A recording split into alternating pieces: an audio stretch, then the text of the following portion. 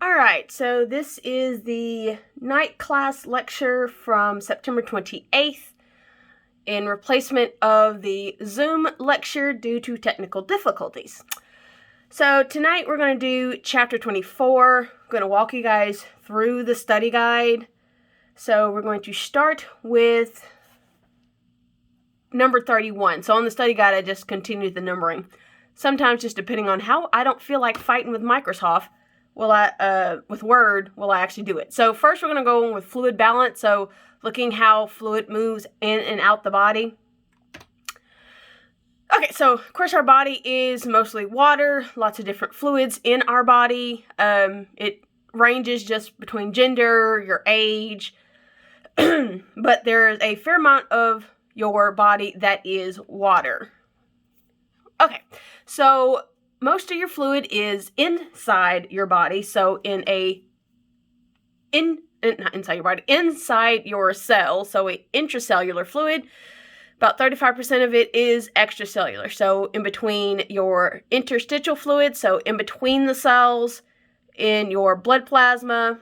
And then the last category, which is a transcellular catch-all category, so for example, your vitreous humor in the eye, your cerebrospinal fluid, basically all the other stuff that doesn't fit these main few categories. So, number 31, how does water move between fluid compartments? And that is by osmosis. So, as you have a fluid level change in one area, that's going to change its osmolarity in that area. So, the water is going to move to the area that has the higher osmolarity so that it can balance out your osmolarity of your different fluids.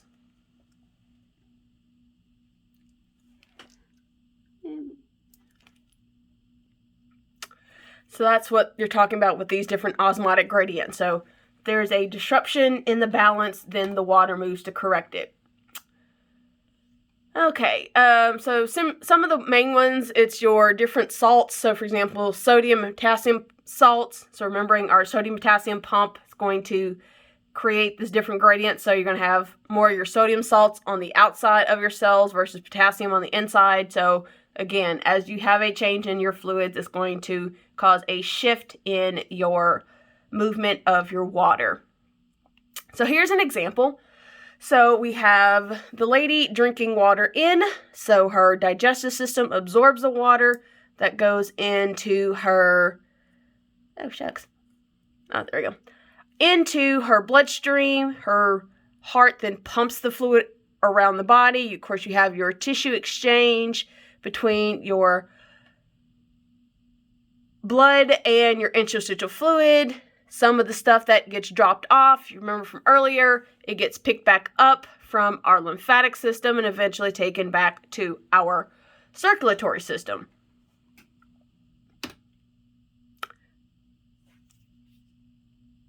So with our body maintaining its fluid balance, okay, whatever. So again, it just like with other stuff in your body, what goes in versus what comes out. So of course you'll take water in through what you eat and drink. And then as you are able to also, when you're making your ATP using aerobic respiration, you are going to produce a little bit of water there as well. And then of course there's what comes out. Okay, so for number 32, that's what I've been searching for, sorry. What determines fluid flow from one fluid compartment to another? So that fluid compartments being like, is it inside the cell? Is it in your blood plasma? Is it in between the cells? So those are your different fluid compartments. So that's just your osmolarity of the fluid in there. So how many of the particles are there? So that's going to govern where that water goes through osmosis. Okay. 33. Oh, that's later. Okay, so we have fluid that came in, and then, fluid has to come back out. So of course, you're going to have urine and feces that start part water. You have a normal amount of sweat, so our insensible sweat, if you remember that from chapter 6. So this is the normal sweat that just is going to happen regardless. So it's not like your additional sweat when you're trying to cool the body off. Expired breath. So as you breathe in dry air, it's going to get moist in the body, and so you're going to lose a little bit of water there. And then through your skin, you might have a little bit of loss there as well. Excuse me. But your most of it is going to come from up here. What's sensible as in actually being able to be sensed. So the obvious water losses. Okay, that it? Not, oh darn, it's not it. Okay, so this is just comparing your what goes in versus what comes out. So you're going to definitely have some that comes out just from your normal body function. So that's why you have to continue to take in. Okay, next one. Number 33. What governs fluid intake? And that is thirst.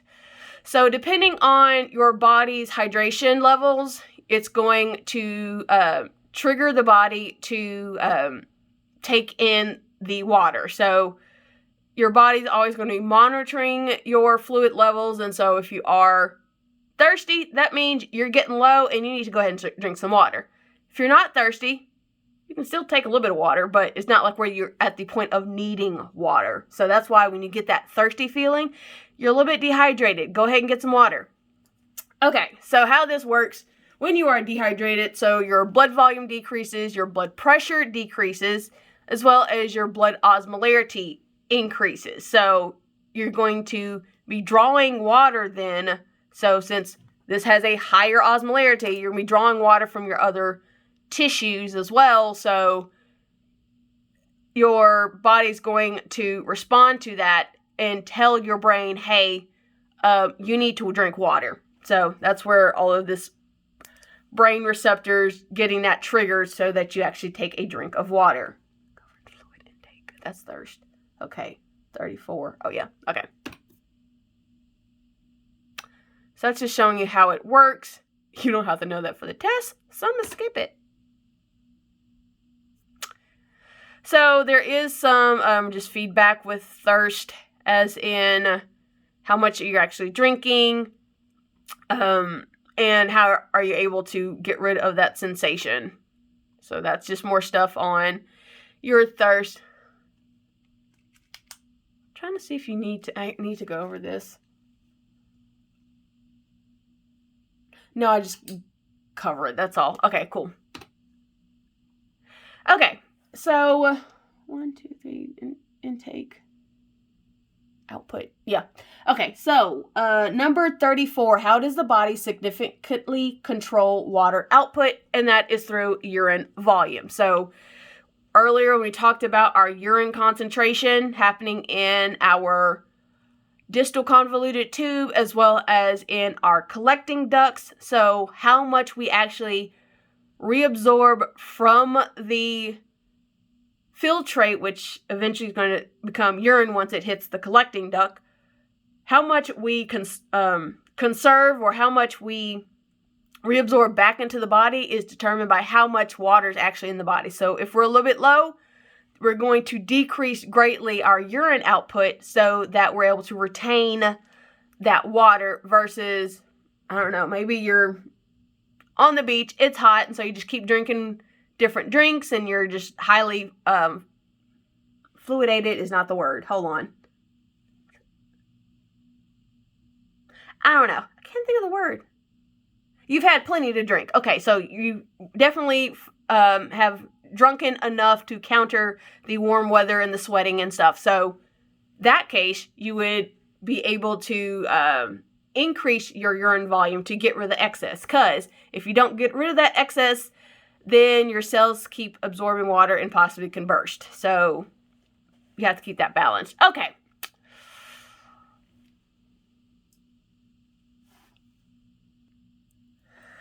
So how do we control this? So we're able to control this through how much sodium we have. And we're talking on number 35, how is sodium involved with the control mechanisms of water output?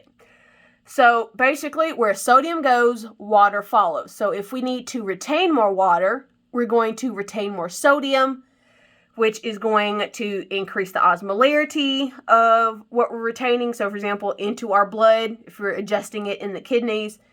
So, with our urine production, if we retain more sodium, water is going to be retained more, and so that we're able to keep that water. However, we also can dump it out. So let's say if we need to get rid of more water, we're going to get rid of more sodium, and then water is going to follow into the urine, and therefore that's how that's able to move out the system. So wherever sodium goes, water follows.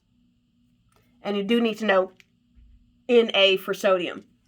Well, darn it, don't lock me in here again. Sorry, I had to go unlock the door just in case that other person shows up. Okay, here we go. So we talked about number 35, where sodium goes, water follows, and that's how we're able to control our water output. Negative feedback, ADH, regulate water levels. Okay. Another way that we're able to control our water output is through the antidiuretic hormone, or ADH. Okay, describe that loop. Okay, cool. So, the secretion of ADH is triggered by, and again, we were talking earlier about our receptors that are going to monitor our osmolarity of the blood, making sure that we don't need to actually drink water. If not, then hey, give us some a thirst signal to get that water in. So one of those receptors is going to... So these receptors are going to trigger the release of that ADH hormone. And when that hormone is secreted, it's going to cause more aquaporins to be created or synthesized.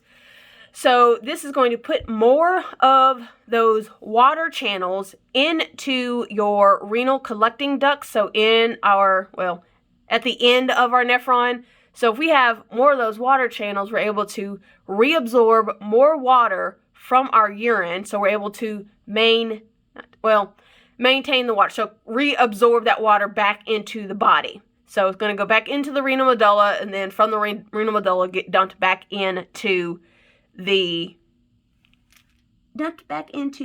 bloodstream. So in this situation, your sodium is still excreted, and so your urine's osmolarity or concentration is going to increase. So this is where, if you go to the bathroom and supposedly your urine's supposed to be that, light lemonade color, this is the situation where as it gets darker because you're having to retain some water. That's what's happening here. You've had increase in water reabsorption back into the body, and then your sodium is just still being excreted out. So that's just another way of affecting your water retention in your urine. So that is number 36. So our change is that we're dehydrated. So our integrating center, so that'd be our receptor, the receptors gonna cause the, hold on, give me a second.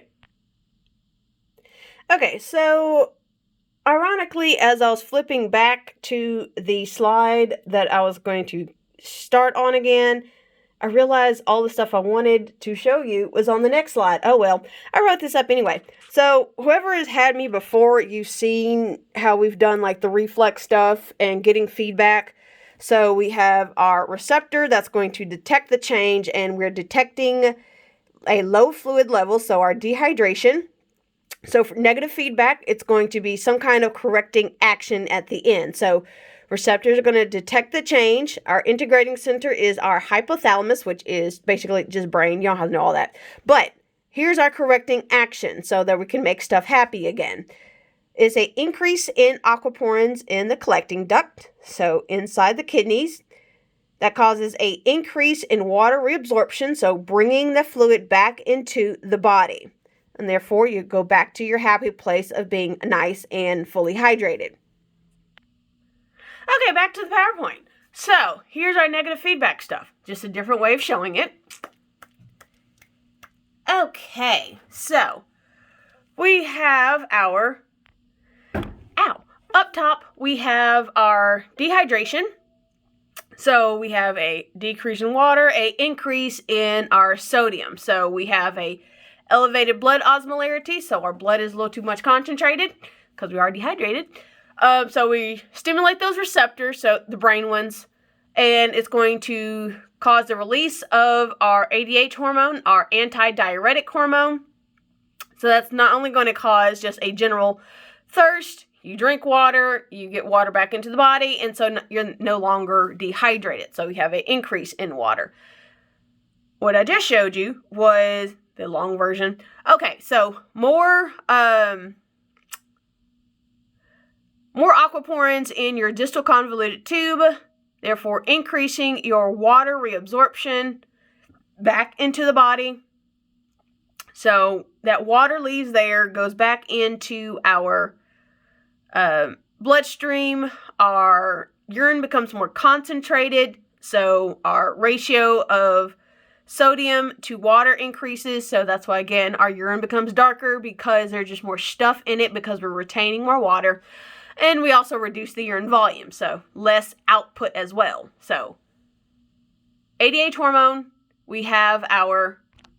Okay, so for this ADH hormone, so when we're dehydrated, our water levels are low and our sodium levels are high. And you do need to know that for the test. So dehydration, water is low, sodium levels are high.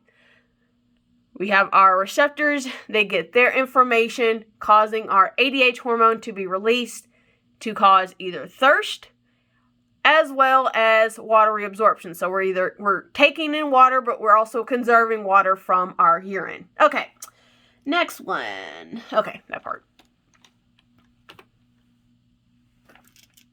Okay, so if our body is completely out of whack, we do have different terms for that. So as in the total amount of volume, as well as our concentration and our distribution of fluid. So let's say you get some fluid stuck in one of your different fluid compartments, whether it's inside cells or in between cells, that is an imbalance that has to be fixed. So if you are fluid deficient, where you're putting out more than you're intaking, most severe effect of that is circulatory shock. So that means our blood volume is going to go down because of our dehydration. Here's the problem with that. You're going to have your brain cells are going to be dehydrated because they're not getting the water that they need. So your brain's not going to work anymore. That's the worst part about that. And for infants, this can happen just from diarrhea. So of course their digestive systems are kind of just getting online, and if something gets out of whack and they're not getting in the fluids that they need in, then they could end up having that fluid deficiency. So there's two types of deficiency, volume depletion and dehydration. There it is. Okay, cool. So number 37, what is hypovolemia and what happens to water and sodium levels? So hypovolemia is a volume depletion. So this you really don't have to even, like, a lot of this section for this chapter, you don't even have to really memorize what all these different terms are. Some of them you can just break down the term. So if you remember, I don't know if I did this with y'all, or maybe I'm flashing back to another class. Anyway, so what I want to do is do a difference between hyper versus hypo, and then I'm also going to throw some other terms on my little whiteboard. Okay, so breaking down terms, I'm going to first do hyper versus hypo. So hyper as in high, like as in a hyperactive child has a lot of energy, a lot of activity. Hypo is the opposite, meaning low. So, and then for the term we're about to go back to, the vol portion referring to volume. So for our hypovolemia, hypo, low, and then the vol portion for volume. So a bunch of these terms, and I'm going to write back on the board, are something where you can break down the word, and that helps.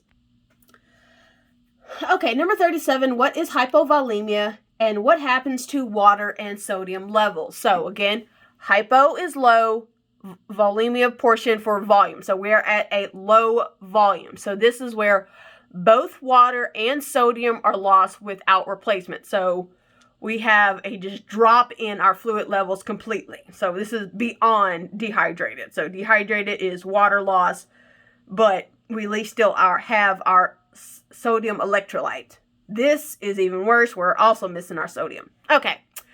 And because we are getting rid of our sodium is also lost, then our osmolarity remains normal. So we're not like causing our body fluids to become more concentrated because we got rid of water but not the sodium or the other electrolytes. Okay, so reason why this happens. If we have a hemorrhage, so a very large blood loss, a severe burn where we have burned off a significant portion of our skin, and so we're losing water that way because we just no longer have that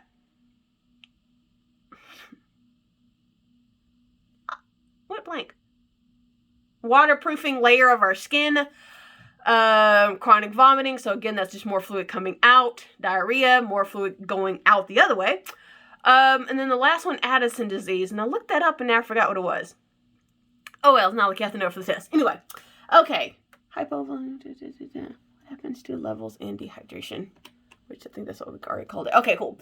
So number 38. What happens to water and sodium levels in dehydration? So in this case, just mentioned this just a second ago, we're losing more water than we are sodium. So our osmolarity rises, and that's how we get all these other changes that happen. Okay, cool. So that's where we get, for example, our ADH. Okay, so this is the causes of it. Excuse me, sorry. So causes of this would be not drinking enough water. People who are diabetics, so they're having issues. Sometimes they do have damage to their kidneys. If you're not secreting enough of that ADH hormone, so remembering the anti-diuretic, so you're not keeping and bringing in enough water back into the body. So that's one case of diabetes. Too much sweating, so you're getting rid of a bunch of water that way. Overuse of diuretic. So again, the opposite of this one. So ADH, your anti-diuretic is going to retain water. Diuretic helps you to get rid of water. So again, if you're older, got an older country relative particularly, they take a diuretic or a water pill that makes them go to the bathroom. That's what that diuretic is going to do. Okay.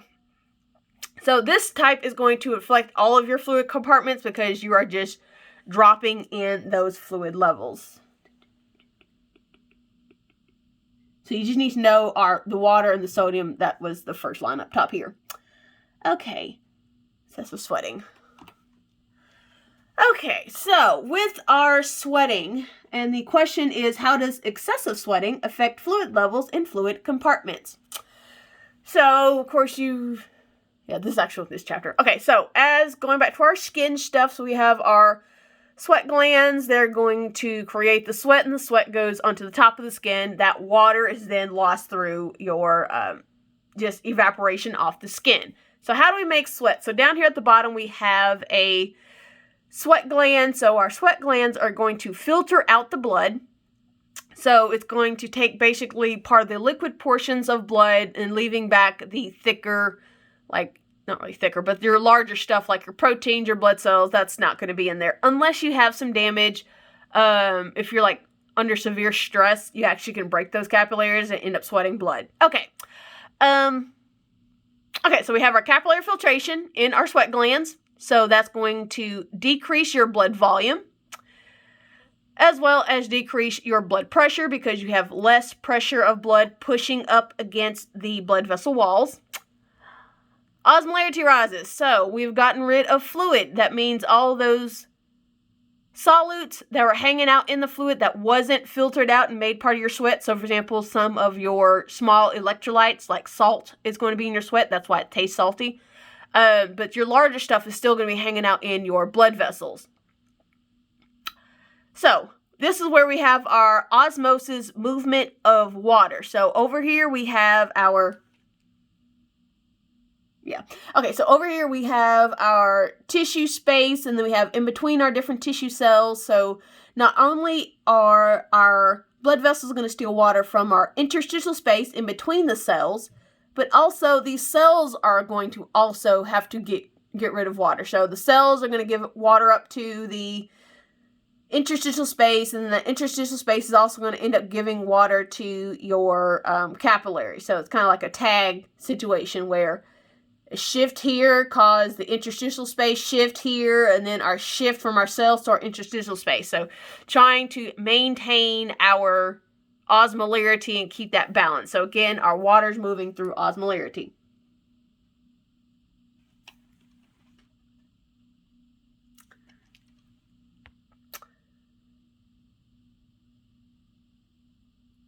Yeah.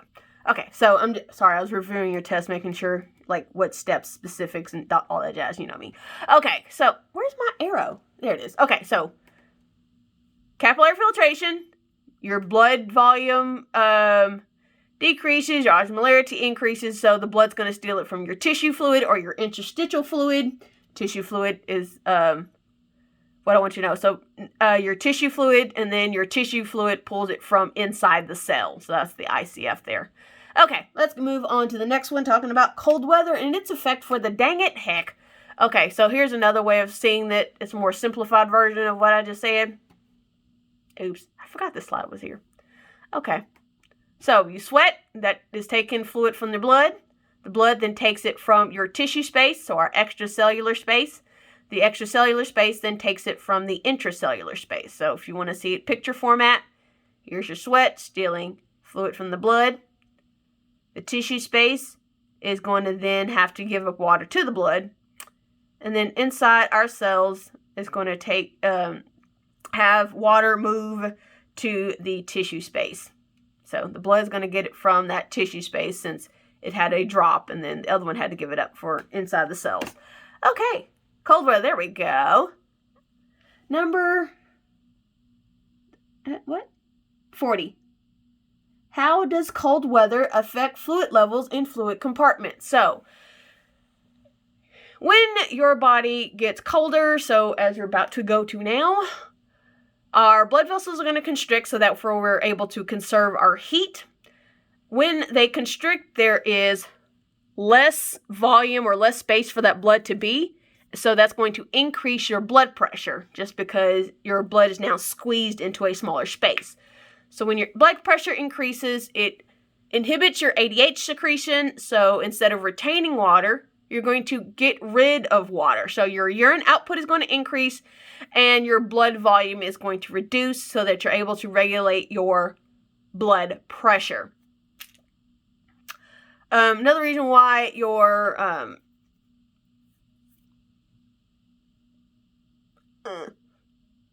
give me a second. Another way you're going to lose water due to cold weather is because cold air is drier. So as you breathe in and then breathe out, your body's going to moisten that air, and so it's just going to steal even more water from your body. So you can end up going back into a reduced blood volume. So again, hypo, low, vol for volume.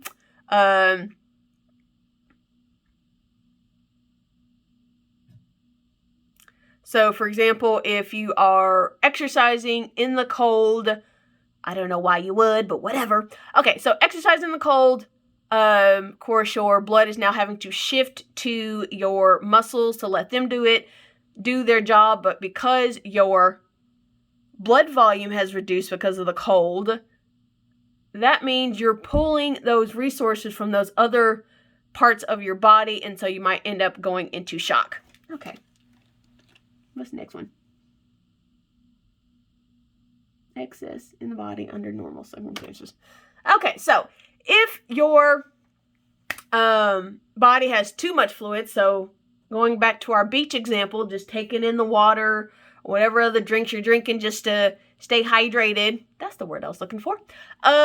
So basically your kidneys do a very good job at getting rid of excess, so basically you're just going to make more urine. So no matter how much excess of water you have, you're just going to pee it out. So it's not really a big deal to have too much fluid.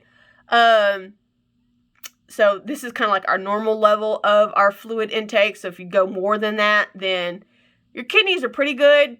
But this is like normal, regular water drinking, not the stupid idiots that tip over a 5-gallon water jug, like from like an office dispenser. Yeah, those idiots. that's when you're drinking in too much water and your kidneys aren't fast enough to take in the water. So if you have excess water just because, you just maybe drank more throughout the day, maybe you were, I don't know, you kind of had your relaxed Saturday evening and you're drinking your tea and being all cozy, or drinking your cider and being all cozy and you just keep drinking, that's a slow intake. That's your kidneys are able to catch up. Chugging down straight stuff, just even straight water, that's too much fluid, too fast. Kidneys aren't able to correct that, and yes, you can die. Because guess what? Those idiots died. Okay, so opposite situation of not enough fluid. So it's not that much of a dip where you have our normal blood volume is about 5 liters.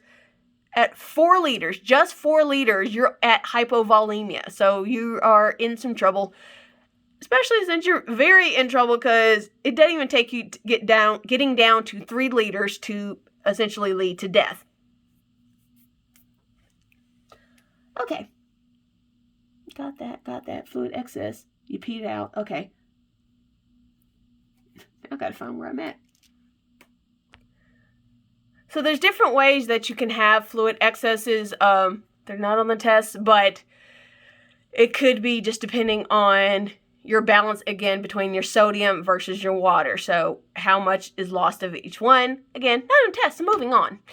Okay, next one. What is fluid sequestration and what are the most common forms? Okay, so fluid sequestration, so excess fluid accumulating in a particular location. So instead of having, like we saw earlier with the sweating, where you're going to have fluid moving between our different compartments, this is where fluid is stuck somewhere and can't move out the way. So your total fluid levels may be normal, but because there's fluid stuck in one area, your blood volume may drop, and so you end up going into shock. So most common form is edema. So that is where you have an accumulation of fluid in your interstitial spaces, so in between your cells. So this is how you end up with swelling. So let's say you get hit with a softball. Of course, partially that's going to end up with a bruise. But if you have kind of that, or sprained an ankle, where you have that increase of fluid to that area and it puffs up a little bit, so that's your edema. It's just a fancy word for swelling. Edema is a fancy word for swelling. Okay. Another one is a hemorrhage. So you are broken of blood vessel, but the blood isn't going out the body. So you're not like bleeding externally. This is still internal bleeding. So the fluid hasn't left the body, but the blood is stuck in a particular area. So stuck in an area of, in the tissues. And then last one, I think. Last one is pleural effusion. So this is just fluid accumulating in the lungs. So if you remember from earlier, if you remember from earlier, there is a little bit of fluid from in between the two layers of that connective tissue around the lungs. So you can get fluid stuck in there, and that actually makes it even more difficult to breathe. Okay. What's the next one? Salt. Okay, cool. Okay, let's look at our electrolytes. So we're about to go back to my little board in a second, looking at hypo versus hyper and all that jazz. Okay. So our electrolytes, they help to do a lot of different things in our body, just with not only because they are charged, but also helping with osmosis, so affecting our body fluid levels. So the major ones, we're actually going to cover these. Sodium, and hopefully you've taken chemistry by now, so I think you've had chemistry. Anyway, whatever. Sodium, potassium, calcium, magnesium, and your hydrogen ions. Your major anions, so your negatively charged ones, chloride, bicarbonate, and phosphate. So in your fluids, they'll have different levels of different ions, but overall, whether you're inside the blood, whether you're inside a cell, the osmolarity is going to be around 300. So if there's a difference in your osmolarity, that's where your your water's going to move through osmosis to help to balance that out. But you're going to have different levels. So remembering that, for example, sodium's going to be higher on the outside of the cell, like here, but potassium's higher on the inside of the cell, like on this side. So they're going to have different ions, but the overall osmolarity is about 300. Okay. What's the next one? Nope. ADH. Not that one. Not ADH. It's nope. Salt retaining hormone. Yeah, that one. Oh, we just haven't got there yet. Sorry. My brain has already skipped a little ahead. Okay, let's first talk about sodium. So it's one of the main ones, for example, for our resting membrane potential. So remembering our, creating of our action potentials, for example, with our nerve communication as well as muscle contraction. It's the main one in the extracellular space. So remembering sodium is pumped out of the cell with our sodium-potassium pump. Helps with our co-transport of other stuff, like we just covered a little bit ago. I think y'all take that. Yeah, y'all taking that test. So, for example, co-transporter for glucose, going down their concentration gradients, as well as dealing with for potassium and calcium, and of course our sodium-potassium pump. So, some of that is lost as body heat in its function. Helps with our maintaining our body's pH. So sodium bicarbonate, which is basically like baking soda. So for example, our pancreas releasing sodium bicarbonate into our small intestines to help neutralize the stomach acid. So we do need to maintain a certain balance of sodium in the body, and we do this partially through aldosterone. So this is the salt retaining hormone, which is, what number is it? Number 43, what is the salt-retaining hormone? That's aldosterone. What is its primary role in adjusting sodium levels in the body? So its primary role is to adjust sodium excretion. So here, I'm going to go back to my little whiteboard in a second.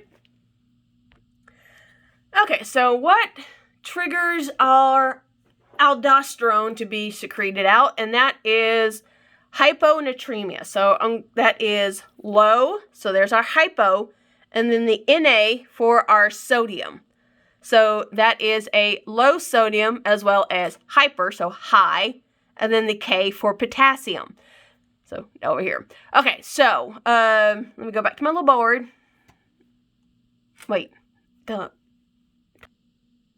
Okay, so adding to our board, we did our hyper versus our hypo. Now we're adding our Na for sodium and our K for potassium. Okay, so when the aldosterone is released due to our low sodium or hyponatremia, okay, yeah. So what does that affect? Really, we're going to skip. This is what happens, because this is more of what you need to know, particularly for the test. Okay, so it causes your urine to have more sodium and chloride. So wherever sodium goes, chloride is going to follow because chloride is electrically attracted to it. So sodium being positively charged, chloride is negatively charged. So if we're retaining more of the sodium, we're also going to be getting rid of more of the potassium. So that's this portion. There we go. That portion. And then also it's going to end up lowering the pH because more hydrogen is also going to be secreted. So those ions that are going to affect your pH. So urine, more sodium and chloride, just because chloride is electrically attracted. So it's going to follow. So if we're keeping sodium, remembering our sodium-potassium pump goes in opposite directions. So keep sodium. We get rid of our potassium. And we're also getting rid of our hydrogen as well as part of that. Okay, more stuff dealing with sodium. So instead of keeping sodium, if we want to get rid of it, there's a way to do that too. So I know if all y'all are old enough for this, knowing that for, some older adults, they aren't able to eat some of the salt because they have high blood pressure. So with the sodium, that causes that increase in blood pressure if you're having too much of an intake. This is why they switched to potassium chloride or sea salt to still have salted foods. Okay, anyway, random. So let's say we want to get rid of some sodium. Where is it? There it is. So our antidiuretic hormone is going to help to adjust our blood pressure. So we're able to just deal with water independently of our getting rid of our sodium. Because remembering the antidiuretic hormone, or ADH, that one is going to increase the reabsorption of water from the collecting ducts. So this is going to cause your kidneys to reabsorb more water. It slows the increase in blood sodium concentration. So this helps to decrease your blood pressure as well. Making sure. So where are we? Let me go back because I forgot 44 to be explicit on it. Wrong way. This way. Nope, that one. Okay, aldosterone. So on here I'm talking about, 44. When aldosterone binds to receptor, what happens to water? We retain it. What happens to chloride? We retain that too, as well as sodium. We retain that too. Potassium and hydrogen go. So sodium chloride and water, we keep that because water's just going to follow. That's the baby sister. Water's going to follow these two. And then we get rid of potassium as well as is that on there? Hydrogen. So that's the lower pH thing. Okay, just being explicit. Okay, going back to 45. How does the antidiuretic hormone, ADH, corrects high sodium concentration in the blood? So if we're retaining more water, that means you're going to have a more diluted blood because you're retaining that water, and therefore you're going to decrease your sodium concentration. So you're going to have less sodium in the blood. Okay, what's the next one? Oh, here we go. Going back to, well, not really. We don't really need to go back to the board. Okay. There's some other ones that affected, like for your other different hormones. Your natriuretic peptides can also affect your sodium levels. And if your sodium is too low, you can have salt cravings. So sometimes when you're like, oh, I really want just some basic Lay's chips, it's because they're salty, and so you're going to get your salt. Okay. So with our sodium, so with our board, we already went through our hyper versus hypo. And again, we're just chopping up the letters, chopping up the word. Hyper, that's high, Na for sodium. Hypo is low, Na for sodium. You'll do pretty good on the test. Just remember how to do that kind of stuff.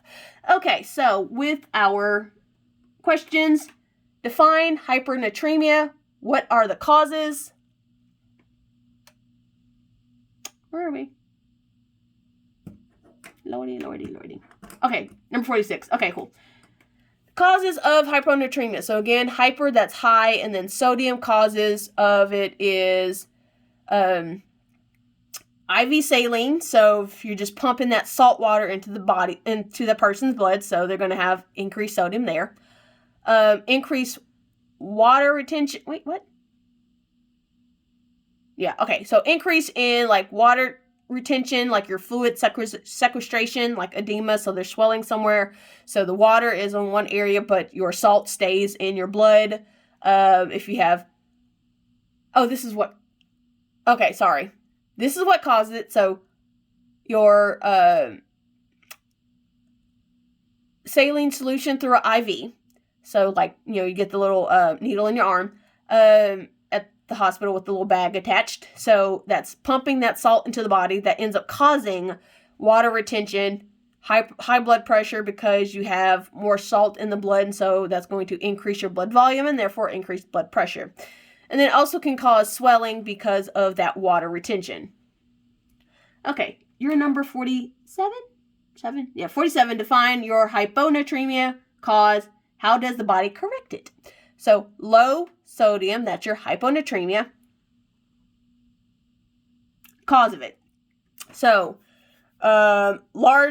losing large volume of sweat or urine and replacing it just by drinking plain water. So this is still going to have your different electrolytes in it. So your sweat and urine is going to have those electrolytes in it.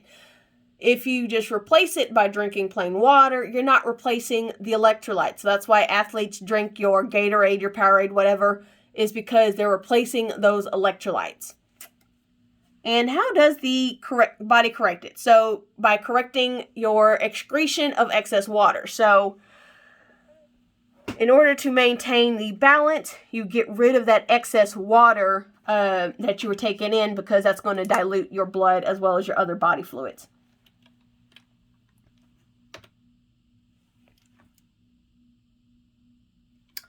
Okay, moving on to potassium.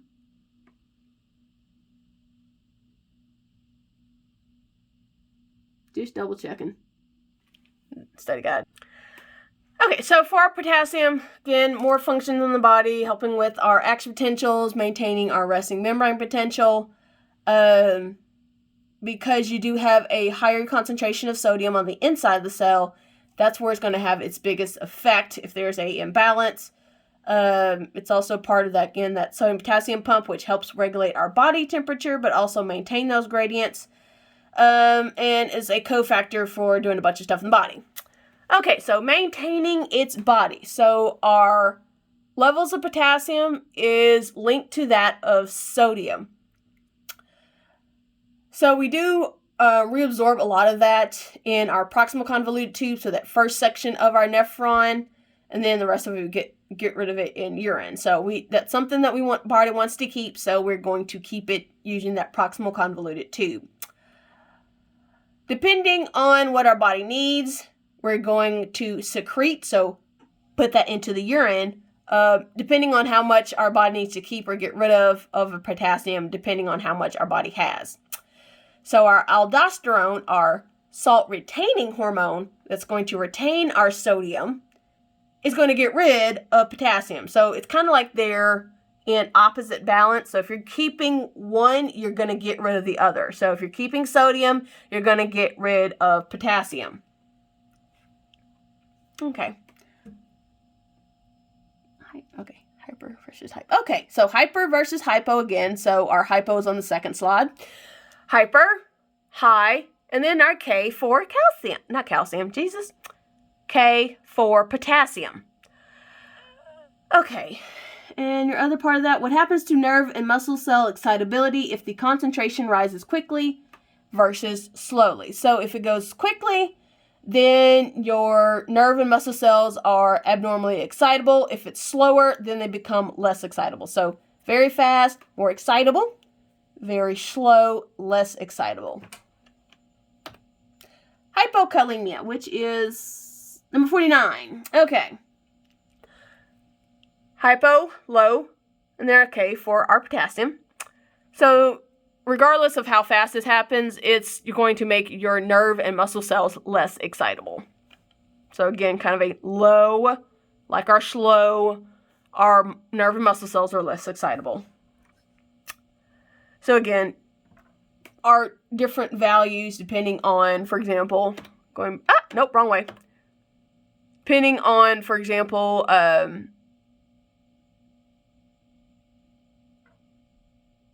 it's not on here. Okay, darn. Okay, so depending on what's happening, for example, again, with sodium, so if you have a bunch of sodium being excreted, you're going to have an increase in potassium, versus here, getting rid of your electrolytes end up causing the hypokalemia.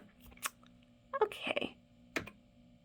So here is our hypo versus hyperkalemia, like what happens. So this is our normal osmolarity, normal exchange. However, if we have an increase in our potassium on the inside of the cell, it's going to make the inside of the cell more positive, therefore increasing our membrane potential. And so we're going to be more likely to fire off an action potential, versus down here in hypokalemia, we're less likely to fire off an action potential because the inside of the cells become even more negative.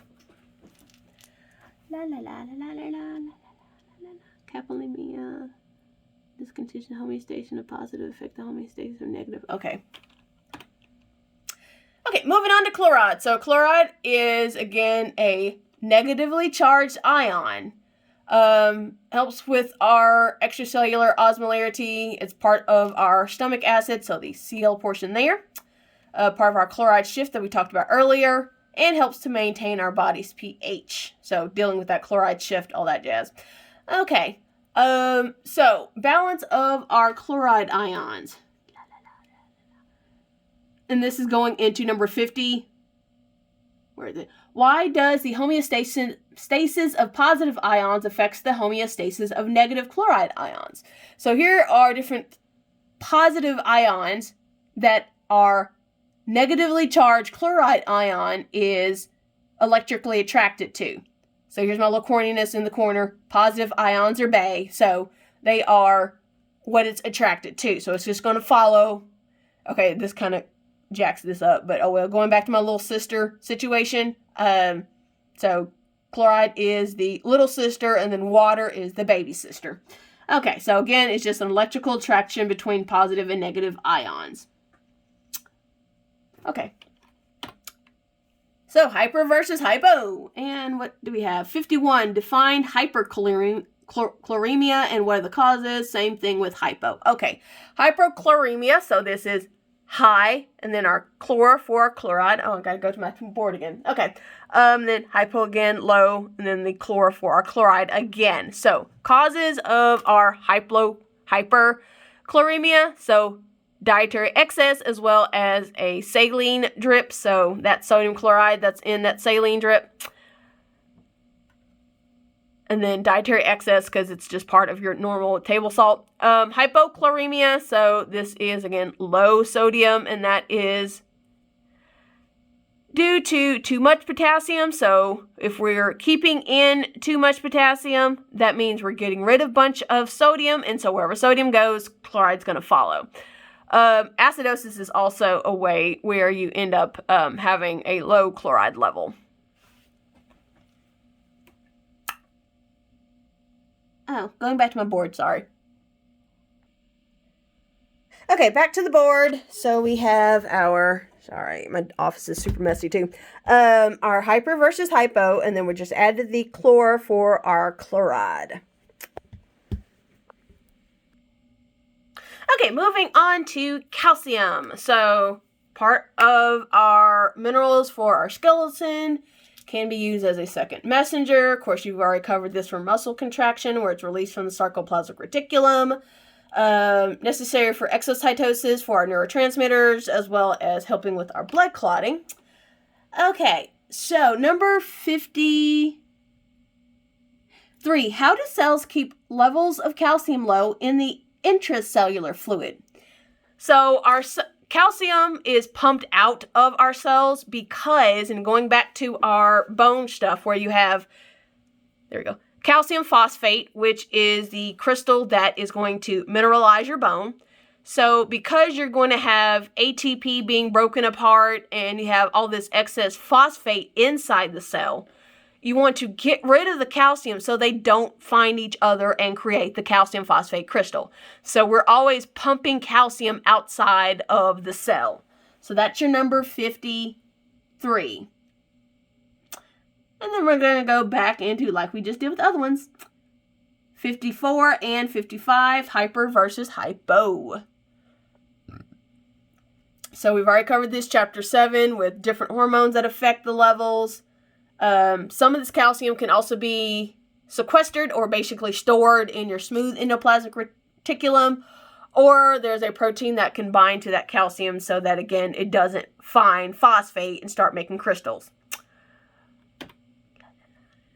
Okay, let's go with the first one, hypercalcemia, which is number 54. So again, high.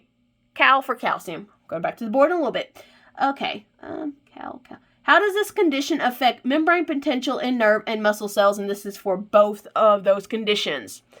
So it reduces your sodium permeability, so it inhibits depolarization, so sodium can't go in, and so therefore you're going to be less likely to fire off an action potential. Opposite situation, so So in this one, you have just too much of that positively charged calcium in there. So sodium, it's hard to get in because sodium and calcium are both positively charged. So like charges are going to repel each other. Okay. Hypocalcemia. So how it affects your, what did I say? Nerve and muscle cells. So lower calcium in the cell. That means the cell more not as positively charged on the inside, and so your sodium can actually get into the cell more easily, and so you're more likely to fire off an action potential.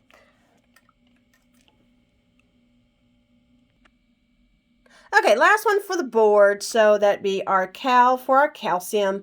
And I just put the little reminder on there that chloride, being negatively charged, is attracted to all of these positive ions. Yeah, I need to go to bed. Okay, along with your other ions, magnesium is another one that needs to be maintained for your electrolyte balance level. Let me get this thing straight. But it's not on the test in any way, shape, or form, so I'm going to skip it. Okay, so we're going to eventually shift into, and then phosphates too, but it's not on the test. Just because it was enough with all the other ones. Just saying. Okay. Now we're going to switch to our acid-base balance. So next time for class, we're actually going to go through this. The acid-base balance sheet is on laboratory, but I won't make you actually turn it in until the October the 5th when you guys come in for exam 9. But we will go through it in class, during lecture. So it's not like you have to come for that. We'll do that during class, and you have access to it on D12 when we get access back. But it's not due until the 5th, so basically when you come back. Okay, let's move to acid-base balance. So I'm going to drag up my whatever the thing is. Okay. We're on number 56. We got to 71. Geez, well, not really. 71 is just talking about your labeling. Okay. 741. Jesus, this is long. Okay. So, of course, with our body, of course, we have to maintain our different homeostasis at different levels, including our pH. So, our number 56, how is the pH of a solution determined? And that is determined by its hydrogen ions. So a acid is something that's going to release these hydrogen ions and therefore going to decrease your pH. So there is a difference between your acids, same thing with the bases, a strong versus a weak one. A strong one is going to give up most of its hydrogen ions. So for example, your hydrochloric acid, that's going to easily ionize and break apart. While a weak one, such as your carbonic acid, so the one for our carbon dioxide, that whole equation, it's only going to ionize slightly. So it's going to keep most of those hydrogen ions, so it's going to just make a small effect on the pH. So that one is your number 57. So 58, what is a base? And then difference between strong and weak, how they affect the pH. So a base is going to be a chemical that's going to accept the hydrogen ion. So basically do the opposite case. Strong versus weak. Strong one is going to have the hydroxide ion that's going to have a strong tendency to bind to hydrogen ions. It also can release them. Some can. And this is going to increase pH. A weak one binds a lot less. So, for example, your bicarbonate ion, it's going to just slightly bind to those hydrogen ions and therefore have a less effect on the pH. So, not as much of an increase as compared to, for example, a strong base. So, for example, sodium hydroxide, that's going to easily ionize. Those hydroxide ions are going to easily go ahead and connect to your hydrogens, making water. So it's nice and balanced completely. Okay. So for example, if you put a hydrochloric acid and a sodium hydroxide together, you'll make water and salt. Because that's basically what the leftovers are. So that sodium from the sodium hydroxide and the chloride from your hydrochloric acid, they're going to bind to each other, so that makes your salt, your sodium chloride, and then the two H's and O make water. Okay. 59, what is a buffer? Okay. What? How do they affect strong? Okay, cool. Okay, so our body has a normal pH of around 7.35 to 7.45. It takes work for us to keep this because our metabolism is always creating different acids. So in the body, and number 59, what is a buffer? It's any mechanism that resists changes in pH. So you can have, like, for example, a buffer solution when you're doing an experiment or something, and that's going to maintain your pH for that solution. So what it's going to do, it's going to, in the second half of 59, how do they affect strong acids and bases? It's going to convert them to weak ones. So it's going to convert a strong acid to a weak acid, convert a strong base to a weak base. Number 60, what is a physiological buffer? And how fast or slow can the urinary and respiratory system affect the body's pH? So a physiological buffer is one where a system controls the outputs of acid, bases, or carbon dioxide. And that's because of that carbonic acid reaction. So it's going to control how much is going to affect your pH and actually can help to adjust it. So your urinary system is slow. It takes several hours to days to actually have an effect. Respiratory system is a lot faster. So either holding on to the CH or getting rid of it, and it can do it a whole lot faster. It just doesn't have as much of an effect as your urinary system.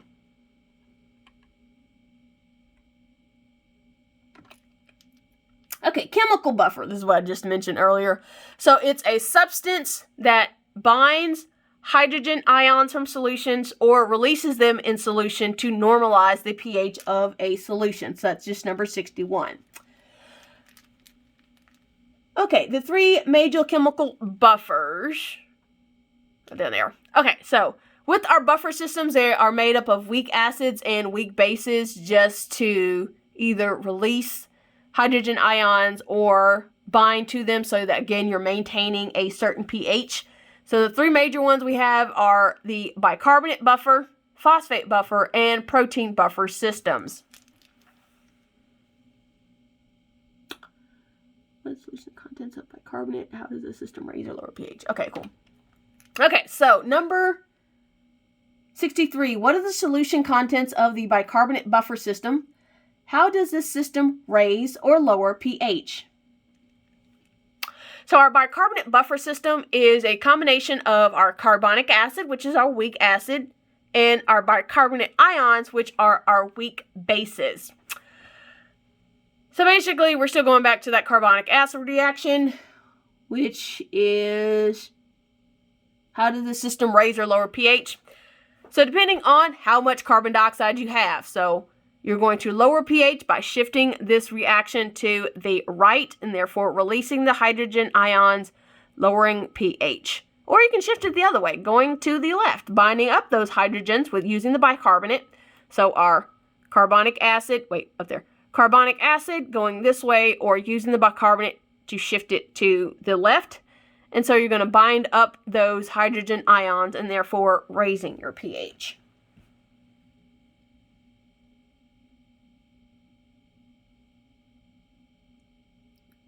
Protein buffer.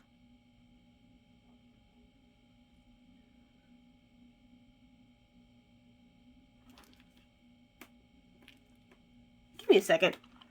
I missed something, sorry. Is that the other one? Buffer, and then that one. Okay, I forgot to add this. On the chemical buffer, it can restore your pH in fractions of a second. So a very short amount of time, very quickly, like seconds, just being able to adjust the pH. Where is the... I'm double checking because I know there's another one here. So urinary system, I already said this, but I'm just saying it again. Urinary, several hours to days. Respiratory is within minutes. Okay, sorry. So we got our bicarbonate buffer system. And we're shifting the carbonic acid reaction.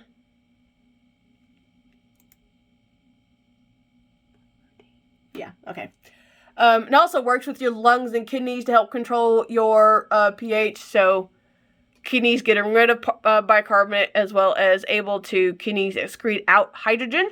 And then your lungs, again, whether you're retaining your carbon dioxide or not.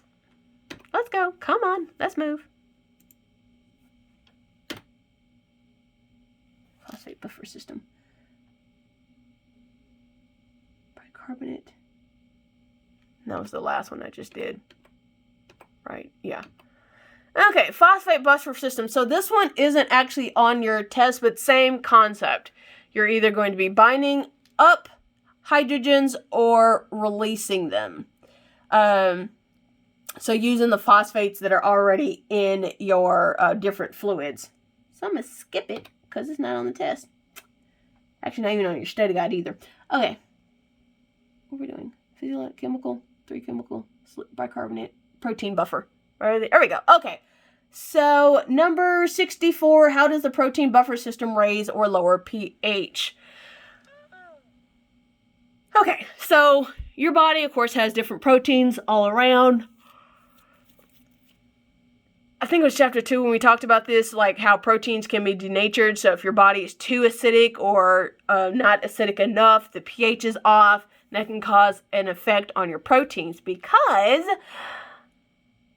of those hydrogens. So those hydrogens can either bind to or be released off of a protein, and so that's going to possibly affect its shape, and therefore that's how it gets denatured. So 60. How does a protein buffer system raise or lower pH? So down here, so on the ends of those amino acids, you have either a carboxyl group is going to release this hydrogen when pH is starting to rise, so it's becoming too basic. On the other side, your amino group can actually bind up a hydrogen when your pH gets too low, so it's becoming too acidic. So carboxyl group will release hydrogens. Amino groups are going to bind up hydrogens. Perfect. Okay, cool. Okay. So the rest of this is going to be a little bit quicker. Just because I'm looking at stuff anyway. So respiratory control of pH. So I'm not going to go, and partially it's not on the test, I'm going to skim over this. Just because we've already covered this, how your body can use that carbonic acid reaction going back and forth. But again, depending on how much is held versus how much is breathed out can affect the pH. So it's something that happens in minutes able to do so. So again, your shifting of that carbonic acid reaction. So basically, if determining how much you're breathing, so your ventilation, either increasing it or decreasing it, so that you're adjusting your carbon dioxide levels. So that's what we're going to talk about for our acid-base balance next time. We're also going to talk about the renal control of pH. So either you're going to get rid of hydrogens, and that is going to be into your tubular fluid, so secreted out. It's going to be part of your urine product. And that way you're going to increase your pH, so decrease the acidity because you're getting rid of those hydrogen ions, and so therefore it's leaving the body. And then opposite situation, come on. We're still on getting rid of hydrogen. So if you're getting rid of a bunch of hydrogens in your urine, you don't want your urine to become too acidic because it gotta go out, and you're gonna feel that if it's too acidic. So there are some buffers in your urine to help affect that so that it doesn't become too acidic in your urine. Okay, acid-based stuff. Again, I'm going to quickly go over this because we actually have a little bit. We'll talk about this next time.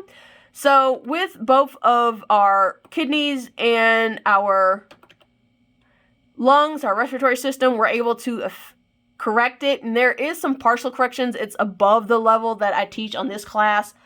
So basically, it's the level I teach at this class. If one is messed up and is causing you to be in, for example, having too low of a pH, so you're in acidosis. So if one of them's messed up, then you have the other one corrected. So if your kidneys are messed up, then you have your respiratory system corrected, and vice versa. So acidosis is where your pH is too low. So this ends up causing a membrane hyperpolarization because you have more potassium on the inside of the cell. So the inside of the cell is more positive, and so therefore more likely to fire off an action potential. Opposite situation, alkalosis, our body's too alkaline, so too basic. So in this case, your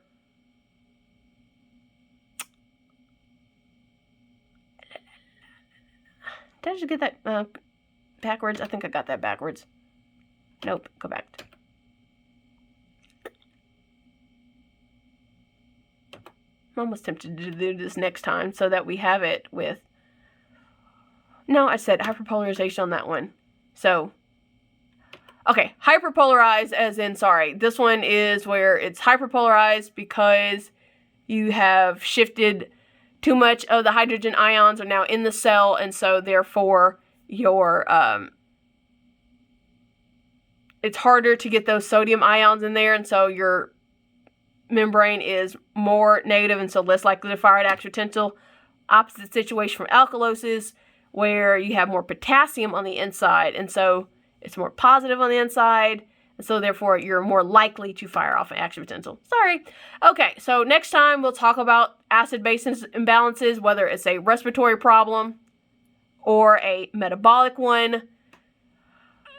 So respiratory acidosis, there's something wrong with your respiratory system, and so your body's now too acidic, so like accumulating too much carbon dioxide. Opposite situation, respiratory alkalosis. I think I just don't cover this on the test because I cover it in the assignment.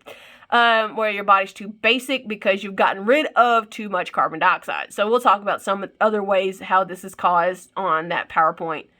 Metabolic acidosis, so just your body has just created too many different acids just with this normal function.